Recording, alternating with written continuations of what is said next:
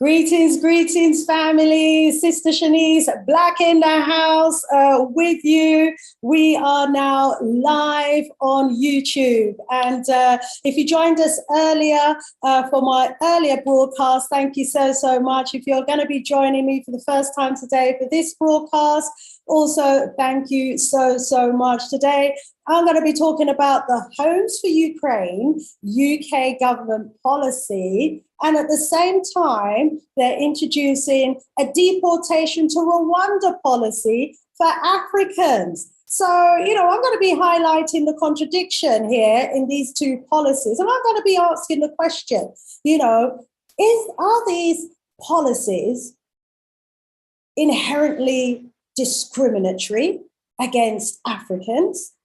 Are they anti-African policies? I mean, if there's any sniff whatsoever that a particular policy, government policy, may in any way be inherently discriminatory against us as Africans, we need to be talking about it, do we not? We need to be highlighting it, do we not? Well, I'm going to be adding my voice to the huge amount of outcry that there has been against the policies that on the one hand treat migrants from Ukraine with open welcoming arms, but on the other hand treat migrants who are coming from Africa and other non-white countries with disdain and are sending them to Rwanda to be processed. Family, welcome to the Sista Shanice show. If this is the first time that you are visiting my channel, thank you so much. Please do hit the like and the subscribe button. Please do also share this video, share my works so I can grow the audience. The more people we're able to reach, the bigger the platform. So when you want to come and grace my platform, you have a big platform from which you can actually address our audience. Okay, I'm going to let you know, first of all, of some events that we've got coming up. Sorry, that's my phone going there. I'm still live on air, so let me put my phone on mute. Apologies for that, family. So yes, lots going on, lots of new policies that are being carved out in government departments. We're going to be looking at a couple of those policies and we're going to be having a bit of a conversation about it. But before we do, also want to let you know of some events that I've got coming up and coming your way. So the first one I want to share with you and tell you about are the regular Wednesday evening Sista Shanice shows. Every Wednesday evening, 8 p.m. GMT time, I have the privilege and the honor of interviewing some absolutely phenomenal forward-thinking speakers from within our community. And this coming Wednesday, we have Leader Bandaka. Then next strong, we've got Reverend Shot Matthews. Then Franklin Jones, Dr. Winters. We also have our brother, Professor Kaba, the Kamani Nehusi, Dr. Marie Charles, Brother Tony Warner, Brother Leo Muhammad, some dynamic, outstanding members of our community who are going to be joining me on the Sista Shanice show to deliver some fantastic presentations to you, family. So I certainly hope that you're going to be joining me every Wednesday evening, 8 p.m. GMT time, for some really interesting and insightful conversations with some of these leading historians and political thinkers in our community. So really excited about those shows that happen every Wednesday on this channel, the Sista Shanice Show channel. So yeah, do tune in for those. Also, very importantly as well, I've got a new series of events that are coming up. Let me share my screen again so I can tell you about those. Looks as though my screen is frozen on YouTube, but hopefully it's just my end and not your end as well. So I will continue pressing on in the hope that, you know, you are getting all of this very clearly. So let me share screen again and tell you about some really exciting, interesting events, some more events that I've got coming up. I have the privilege and I have the honor of hosting 5 remembrance events that are going to be honoring Osagyefo Kwame Nkrumah. And we are going to be celebrating 50 years, you know, of his life. His vision lives on. He may not be with us today, family, but his vision lives on. And we have great, great speakers like Onukupa Adesoya, who's an equality, diversity and inclusion focused management consultant, who's going to be speaking on Saturday, the 23rd of April. We've got Dr. Amy Binney.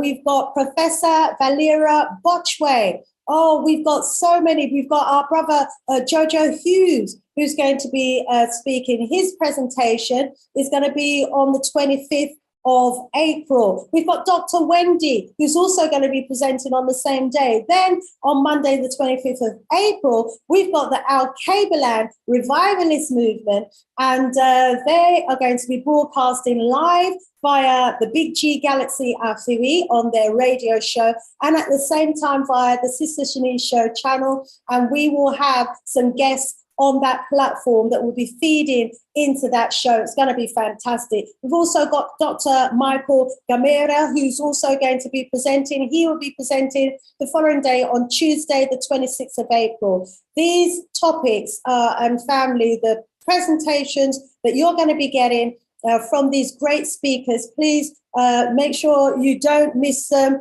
And also, please do share the information with our family and friends. We're putting this work together. We're putting in the work. The speakers are giving up their time. The organizers are giving their time freely to organize these events. All we ask that you do, family, is to support them in any way that you can.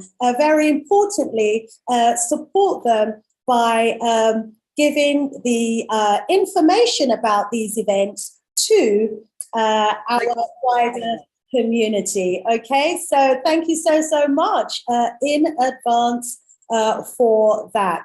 Now, let me go over to saying something about these particular policies and programs that are being introduced in the UK.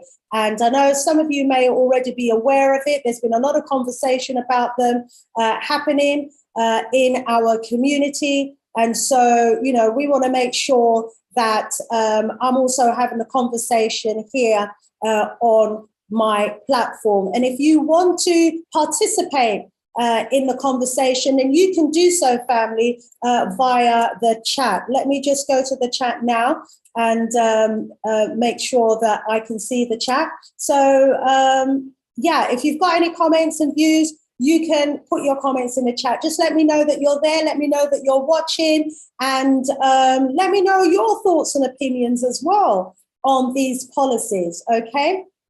So the first one that I want to talk about, actually, let me bring it up on the screen as well so that you can see that I'm referring to a government document here. And it's not just, you know, me talking about this particular policy, but it is, you know, a legal document that actually I am referring to. So here we have the government website, Homes for Ukraine scheme, okay, frequently asked questions. And hopefully you're seeing this. I'm going to another screen here where we can see that even an MP by the name of Robert Jenrick, yeah, is already one of the first people to be welcoming Ukrainian refugee families into his home. So let's, first of all, go over to the scheme itself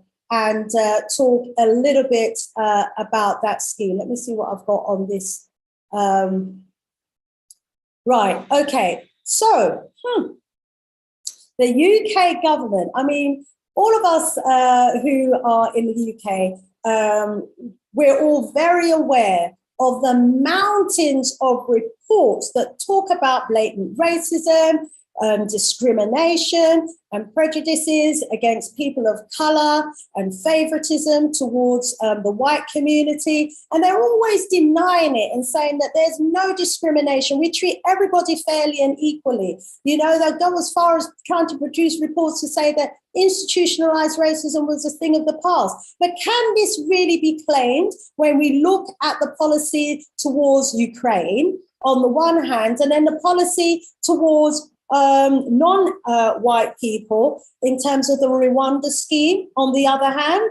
There are many of us who are outraged about the duplicity and the bias and the clear partiality that's been demonstrated here towards non-Africans and then the treatment towards Africans. And we're asking, is this yet another slap in the face for Africans? Yeah, I mean, as if Africans haven't been through enough at the hands of these former colonial powers that were in there enslaving for 400 or 500 years. So they had 400 or 500 years of free slave labor. Then, you know, there was colonialism and they continued to loot all of the resources out of Africa. So you think they'd want to give something back. You think for all of what they've been taking from African countries that they would want to give something back. But wow, we're just going to go over now and see what policies they're actually introducing for Ukrainian refugees. And then we're going to look at the policies that they're introducing for African refugees. Okay, so they've got this Homes for Ukraine scheme. And as part of this scheme, the government has introduced a program that will enable people who are living in the UK to open up their doors and welcome in Ukrainians. You can sponsor a Ukrainian by having them in your home. And how many Ukrainians are they expecting to help as part of this scheme? They said that there will be no limit, no cap on the number of people that they are happy to sponsor from Ukraine coming to the UK. It says the UK will welcome many Ukrainians as those that wish to come. So they're throwing their doors open to Ukrainians. Obviously, Ukraine is a white country. They're throwing their doors open. I mean, this just flies in the face of UK immigration policies. Normally, the UK are so anti-immigrants, even against their own people, that they left the European Union because they didn't even want Europeans from other European countries coming into the UK. But here we have, you know, the government of today throwing its doors open to Ukrainians and saying that as many of you who want to come to the UK. There will be sponsors here. There will be a humanitarian assistance here. We see the crisis. We see the problems. We see the challenges. Come forward. The UK will help you, you know, and this scheme is going to be open to all residents of Ukraine. If you are a resident of Ukraine prior to the 1st of January 2022, you are welcome. And, you know, how's this scheme going to be delivered? They obviously are saying they want to make sure that this scheme is a success. They want to make sure that, you know, all sections of the community is actually involved in helping to make this scheme a success. They are inviting charities, community organizations, faith groups, businesses, local authorities, councils, and devolved government departments to all work together to provide as much assistance and support as you can to those who are arriving from Ukraine. They're asking the citizens of the UK to offer accommodation to the Ukrainians for at least 6 months, to work alongside all their agencies. They're putting funding in place. They are providing funds to families who welcome Ukrainians into their home. And they said they're making a substantial level of funding available for that wider support. Wow. Family, you know, isn't this a U-turn in terms of immigration policies? You think, wow, you know, Look at the UK. They're swinging their doors open for refugees, and they're welcoming in refugees from Ukraine. Surely, that means it's a big U-turn. Their policies are loudly, saying, come to the UK, or is this just a pro-white policy? And what is the treatment of other, of people from Africa and other non-white countries? Should they will they also be treated in the same way? Will they also be welcomed into the UK? Will the program that they've put in place for the Ukrainians extend fairly to non-whites as well? Well, let's have a look at the policy that they're putting in place for non-whites and non-Ukrainians, shall we? Just to show, the hypocrisy of, the way that Africans and non-white people are being treated in this country. Let me find a clip that I would like to play for you, family, because wow, the contradiction is startling. It really, really is. And I want you to listen to what the Prime Minister himself, Boris Johnson, has had to say about those who are crossing the Mediterranean, fleeing, the terrors and the horrors that they are facing, in their war-torn countries that have been decimated by wars caused by, the US and the UK. Now they're fleeing, the turmoil in those countries because of the war-torn situation. That should you come to England from those countries, the reception is likely to be very, very different if you even reach it. Hear what the Prime Minister had to say. That's not the one that I want to bring up. Let me go to share screen again and go to the actual clip itself so you can hear from Boris. Let me hope that you can hear this. This is the Prime Minister of England. So from today, our new migration and economic development partnership will mean that anyone entering the UK illegally, as well as those who have arrived illegally since January the 1st, may now be relocated to Rwanda. This innovative approach, driven by our shared humanitarian impulse and made possible by Brexit freedoms, will provide safe and legal routes for asylum while disrupting the business model of the gangs. Because it means... Okay, sorry about that. We seem to have... means that economic migrants taking advantage of the asylum system will not get to stay in the UK, while those in genuine need will be properly protected, including with access to legal services on arrival in Rwanda, and given the opportunity to build a new life in that dynamic country, supported by the funding we are providing. Right. So if you are risking your life and crossing the channel to come into the UK, you are going to be given a one-way ticket back to Rwanda under this new government scheme. So on the one hand, they're throwing their doors open to welcome in unlimited numbers of non-African, white, basically Ukrainians who want to come to England, whilst at the same time, if you are coming to England by crossing the channel, they're claiming that is illegal. So they legalize through their policies Ukrainians coming into the country, and they make it illegal in the same breath if you're coming into the country from Africa or another country that is non-white. And it's not as if they don't have the resources and the finances to process the applications in the UK, because Boris Johnson has said that he's going to be making 120 million available for the scheme. Now that 120 million could quite easily have been made available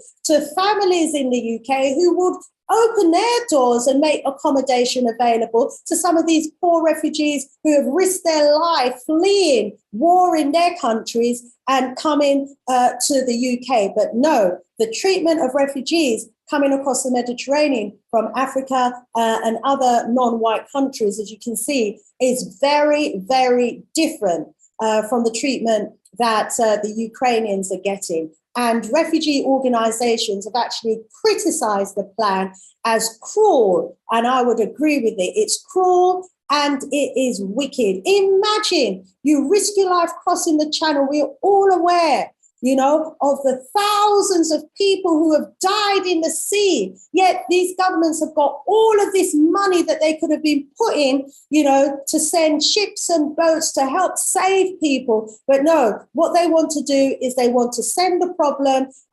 overseas to Africa. So it's one treatment if you're a black refugee and a very different treatment if you're a white refugee. And then, you know, this is coming from a country that claims, you know, to be non-racist, to have equality policies, to treat all people the same. Well, clearly, you know, this scheme does not do that at all whatsoever. They are planning, if you're coming to the UK and you're coming in via the Mediterranean or from a non-European country, you are going to be sent to Rwanda for your application to be processed. And, you know, it's absolutely shocking, absolutely disgraceful that the Home Office and the government are putting this sort of plan in place. And I want to rise up, you know, my subscribers, those who have said, you know, they want me to say something about this.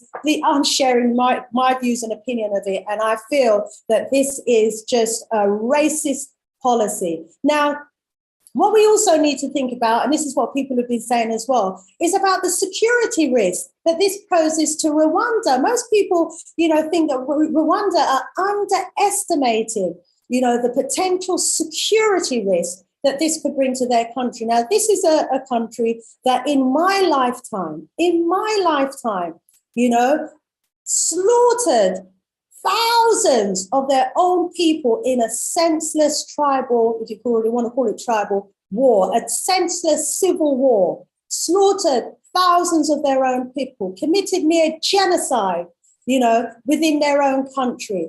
And here they are, you know, just a few decades later, after trying to rebuild their country, opening up their doors to potentially thousands of homeless refugees, jobless refugees, people who are in a desperate state, who, you know, opening up their doors and allowing these thousands of people to just turn up, you know, in their country, hungry, jobless, and with no idea or indication of how they are going to survive in that country. And, you know, for those of us who've been following the politics of Jamaica, you will know only too well, yeah, of the problem that has happened there with thousands of not even thousands, hundreds of deportees turning up in Jamaica, homeless, jobless, and desperate. It is a recipe for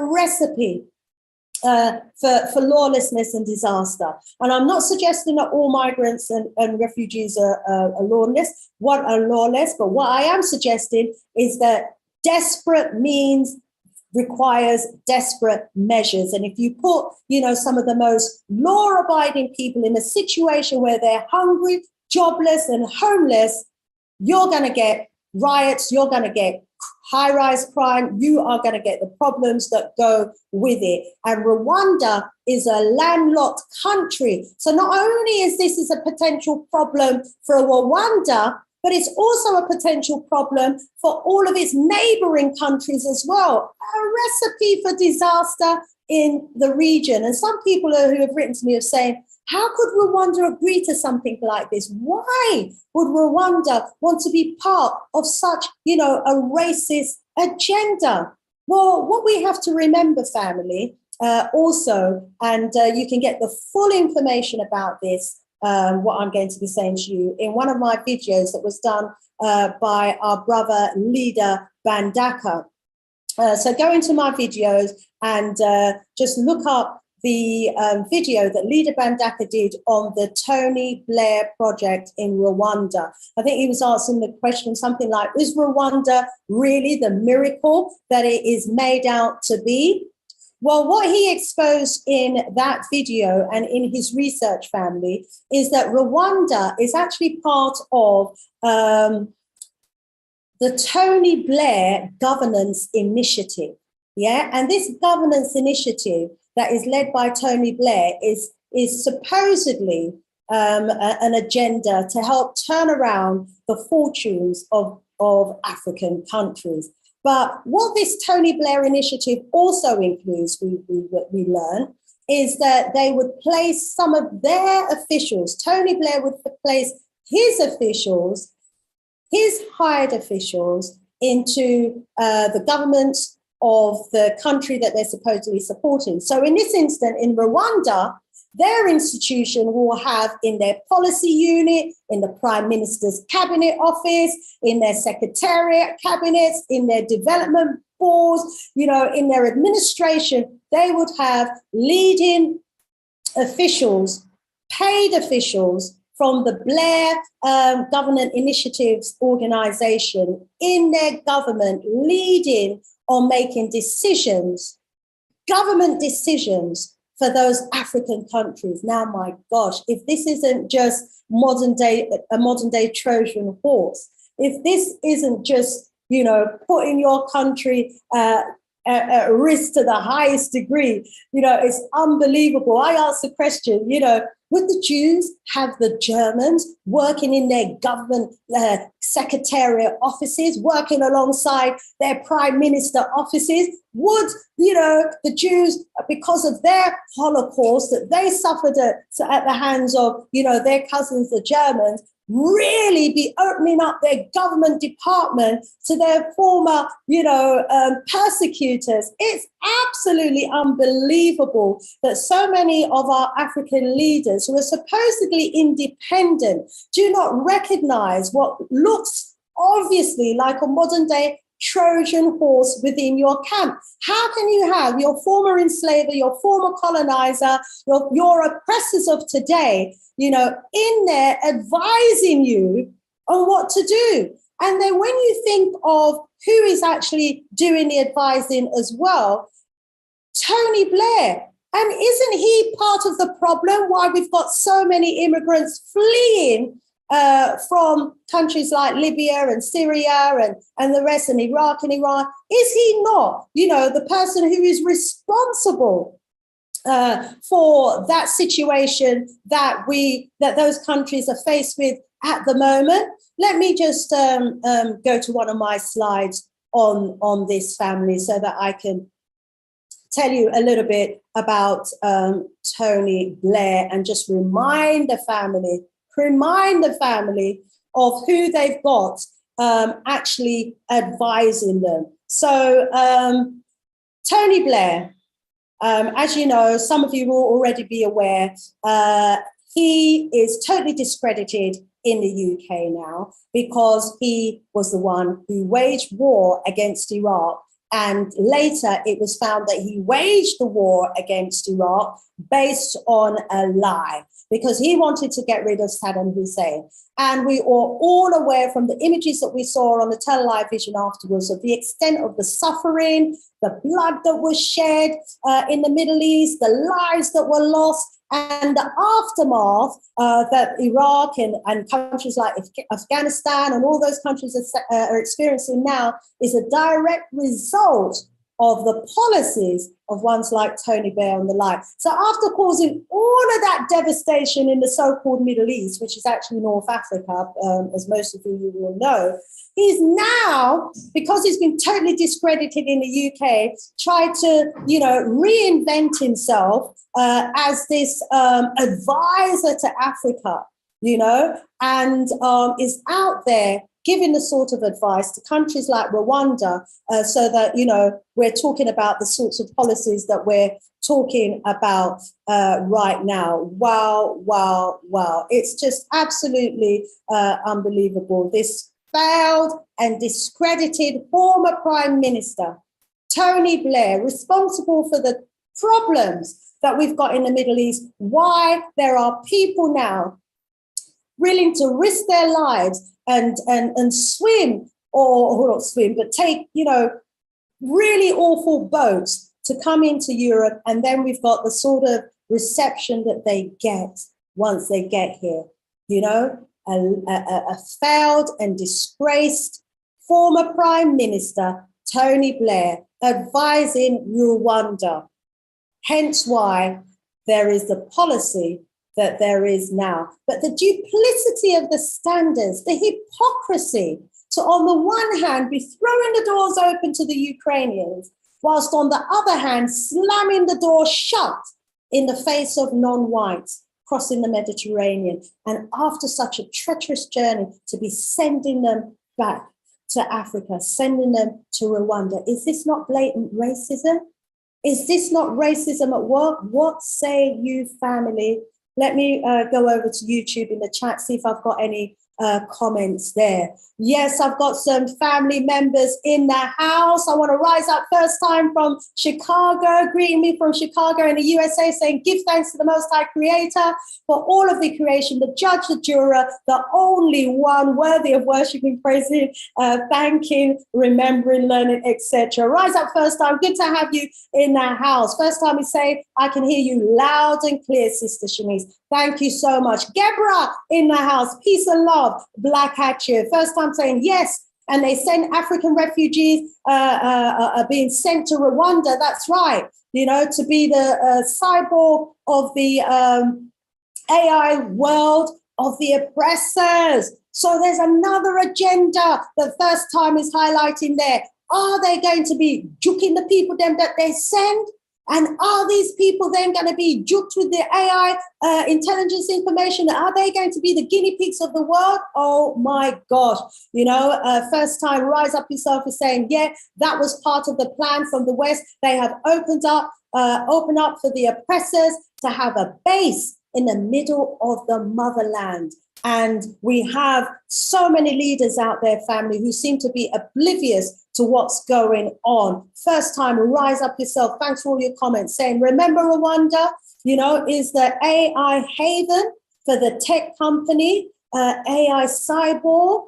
They have several alliances like that with African leadership countries. That's right. Because I remember shortly after they took out the late, great Magufuli, who was Magufulifying the whole of Africa, showing Africa, how they could become leading economies within 5 years without taking any loans from the IMF or the World Bank or any of those institutions. He exposed the hypocrisy of their pandemic. So they took him out, and instead of propping up governments like and politicians like Kagame, who are throwing the doors open to their former colonizers. And then in place of Magufuli, they put, someone who some say were responsible and complicit, in his assassination, dressed up as a heart attack, and has replaced him now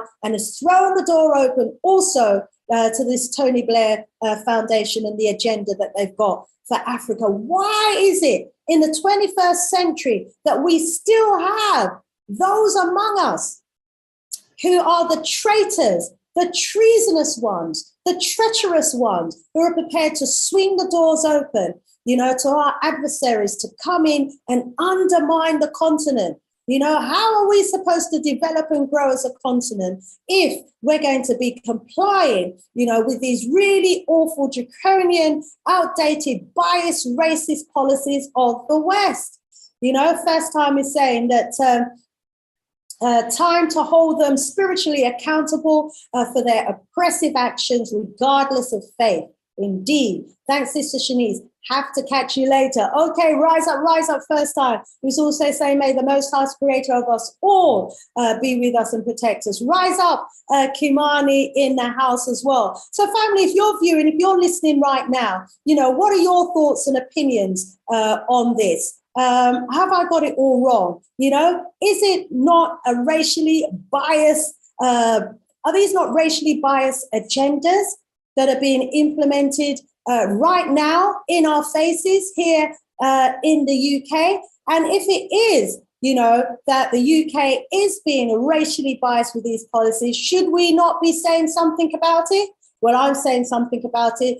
Even the Labour Party are criticising their policies, and other organisations are out there being very critical. But what we can see here is that these policies are saying loud and clear, if you're black, we're sending you back. But if you're white, welcome in. So these policies are aimed at keeping Britain as wide as possible.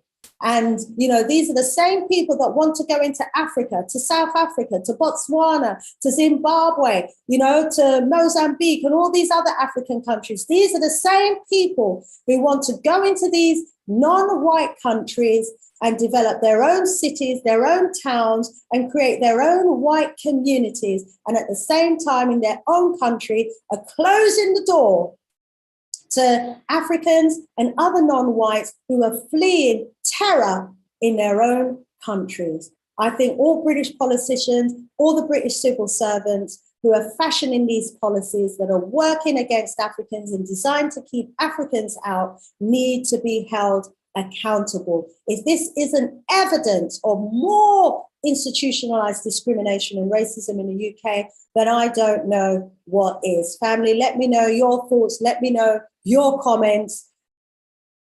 I'm flabbergasted at the duplicity of the standards. I really am flabbergasted. I'm not surprised, not surprised at all, because I would be more surprised if the government was to throw its doors open to those Africans who are fleeing war-torn countries and coming across the Mediterranean and coming into this country. I would have been more surprised if they were to throw their doors open to those who have managed to make it. So I'm just going over to the chat for one last time. So if you want me to read your comments out, please drop a comment in the chat. S.A. Smith is saying they don't want Africans as immigrants, but want to keep African statues in the UK museums. Yeah, the African statues, the African monuments. Yes, they want to keep them in their museums. And it says, and will fly to Africa as they wish to live or for vacation. The ownership mindset is real. That's what we're dealing with, family. So if you are as concerned as I am about these policies that on the one hand is throwing the doors open to the Ukrainians, and for those of you who have just joined, let me give you an example of what's going on in the UK here in terms of the doors being thrown open to Ukrainians. You've even got British MPs like Robert Cheney, who is taking in Ukrainian refugees and are encouraging UK families to take in refugees from the Ukraine. They are welcoming refugees from the Ukraine. They've put in place government policies and government procedures that will allow the British public to actually welcome in asylum seekers from Ukraine. But when it comes to asylum seekers who are coming via the Mediterranean, they've classified those groups, because they are Africans, I would say, as acting illegally, and they're going to be sending them to Rwanda for processing. Is this not racism at work? Is this not dual standards that they're planning to process the applications of migrants, to do that in Rwanda? This is absolutely, absolutely disgraceful. It's not me announcing it, it's Boris Johnson who's announced these plans. And I think we need to be talking to our politicians and be expressing our concerns about the double standards in their policies. Well, family, to those of you who joined me live and direct, thank you so, so much. Please share the video, please spread the video, because, our voices need to be heard. I want to rise up all of those. Someone, Portland Girl, is saying, but a lot of the immigrants are not African. They are Afghani, Syrian, Yemen, etc. Yes, They're African, they're non-white, black and brown people, you might say. Yes, indeed. They don't want any of them. If you ain't white, then as far as they're concerned, they're keeping you out. What do you say, Errol?